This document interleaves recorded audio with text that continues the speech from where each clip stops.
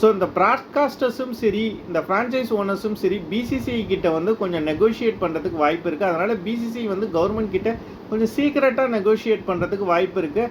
ஐசிசியும் also, ஐசிசியில் வந்து பார்த்திங்கன்னா ஜெய்ஷாவும் இருக்கார். பட் இது எதுவுமே ஓப்பனாக பண்ண மாட்டாங்க. சீக்கிரட்டாக தான் வந்து இந்த டெவலப்மெண்ட்ஸ் நடக்கிறதுக்கு வந்து வாய்ப்புகள் அதிகம். நிச்சயம் வந்து இவங்கெல்லாம் கண்டிப்பாக இந்த ஃபேண்டசி ஆப்ஸ்லாம் திருப்பி வந்தால் தான் அந்த பிஸ்னஸ்க்கு நல்லதுன்னு சொல்லி நினைக்கிறாங்க.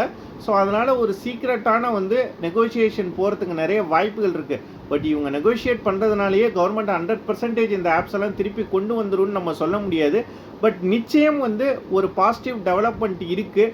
ஒருவேளை T20 வேர்ல்ட் கப்புக்கு முன்னாடியோ இல்லை ஐபிஎல் அப்பயோ வந்து வரதுக்கான வாய்ப்புகளுங்கிறது இதன் மூலியமாக நமக்கு தெரியுது.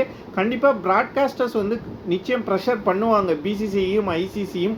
பார்ப்போம், பொறுத்திருந்து. இந்த ஆப்புங்க வந்து வரத்துக்கு ஒரு சின்ன ஒரு ஓப்பனிங் இப்போ இருக்குது. பட் அஃப்கோர்ஸ் எல்லாமே கோர்ட்டு என்ன சொல்கிறாங்களோ அதை பொறுத்து தான் இருக்குது.